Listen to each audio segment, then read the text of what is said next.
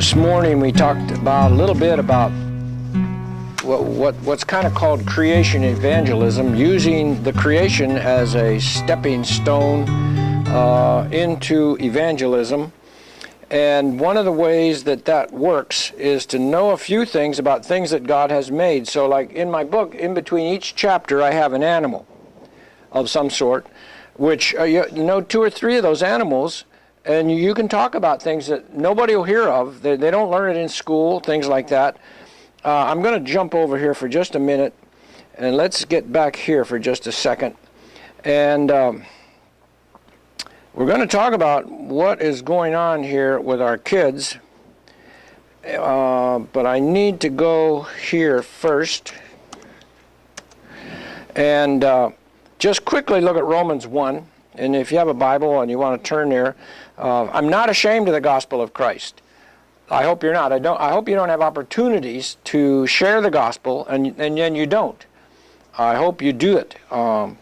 For it's the power of God unto salvation to everyone that believes, to the Jew first, also to the Greek.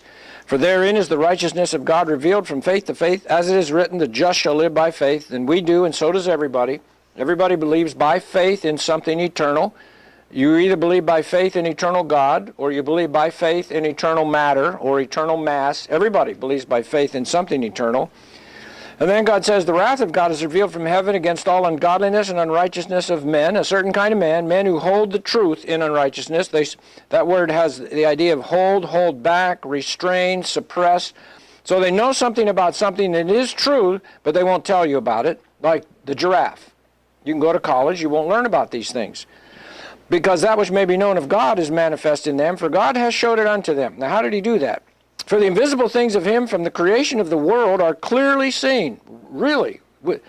How? Well, being understood by the things that are made. That's the creation. We can even see his eternal power and Godhead. That's the Trinity. So they are without excuse. All right. So I'm going to jump to here, and I'll give you one more that you can think about just a little bit.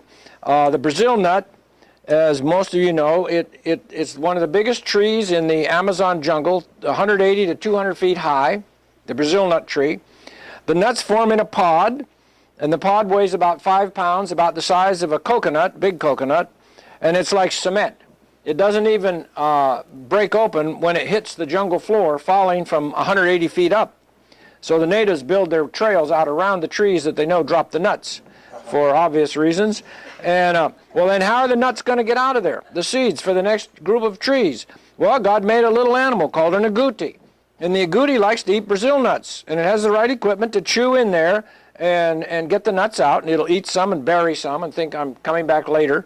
And then it forgets where they are, some of them, and they become the next generation of trees. All right, so some farmers in Brazil decided, let's have a Brazil nut orchard several years ago. So they dug up some trees, brought them back to the farm, planted them. They had flowers, but no nuts. It took them several years to discover, in order to get nuts, you have to have the flowers pollinated. And there's only one insect that can pollinate the Brazil nut flower, and it's the Brazil nut long-tongued bee. And this bee has a very strong jaw and a very long tongue. Why? Well, because the flowers, the pollen in the Brazil nut tree flower is in a spiral tube, and it's sealed shut. There's a lid on top of the tube. So this bee, with its strong jaw, will open up that tube, lift the lid, and then stick its long tongue down in the spiral tube, bring out the pollen, and that's the way, as it goes from tree to tree to tree, that the Brazil nut tree is pollinated. Well, so they finally discovered that. They brought the bees in, and sure enough, they got nuts for 1 year. The next year, no nuts. Why? Well, it took several more years for them to discover that in order for Mrs. Bee to invite Mr. Bee into the house, Mr. Bee has to go to a particular species of orchid, and I got a picture, I haven't gotten it in here yet. Particular species of orchid, he has to get the scent of that orchid on himself before, I guess it's his cologne, so before Mrs. Bee will invite him in. So in the jungle, you got to have the tree, you have to have the bee, you have to have the agouti, you have to have the orchid, and they all have to be there at the same time.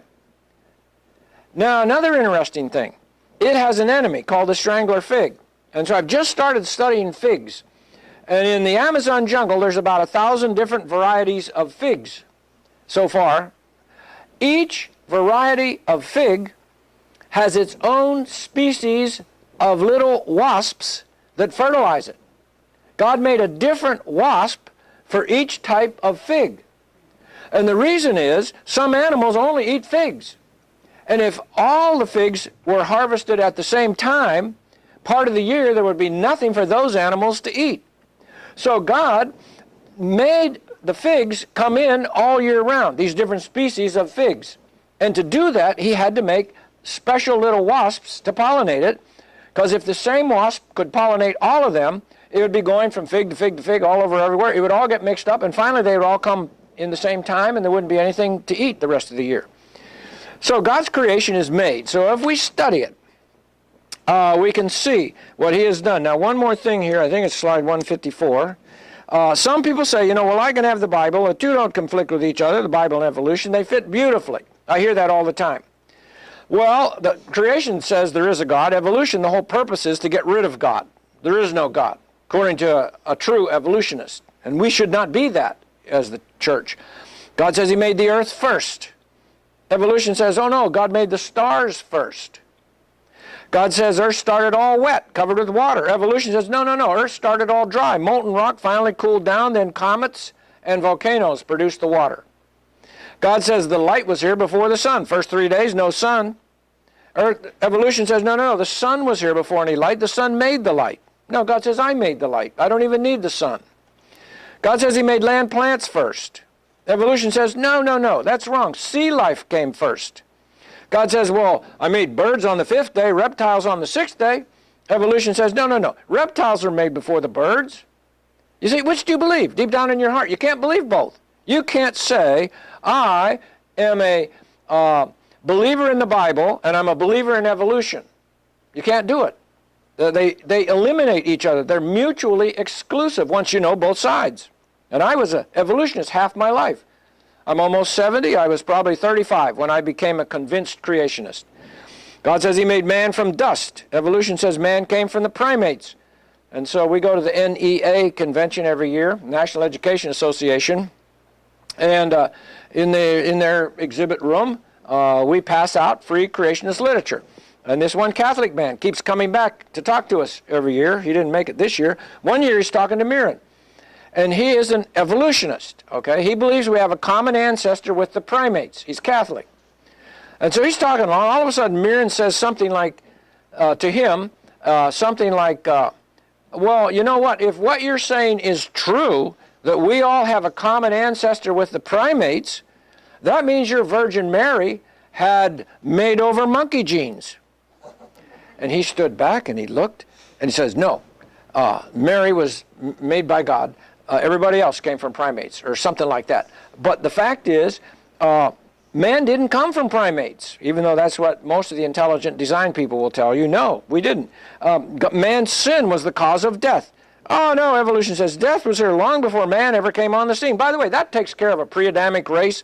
It takes care of all these things. If death didn't come till Adam sinned, that means you can't have a pre-Adamic race of people living and dying because there was no death until Adam sinned.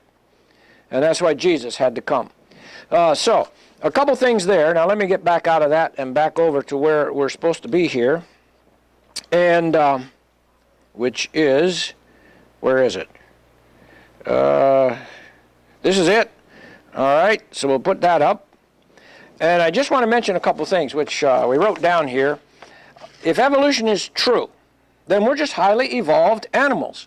But God says we're created in the image of God as special creations in his image to take dominion over the animal kingdom. We're not even Homo sapiens, according to God. We are mankind. And so, everywhere we look, we see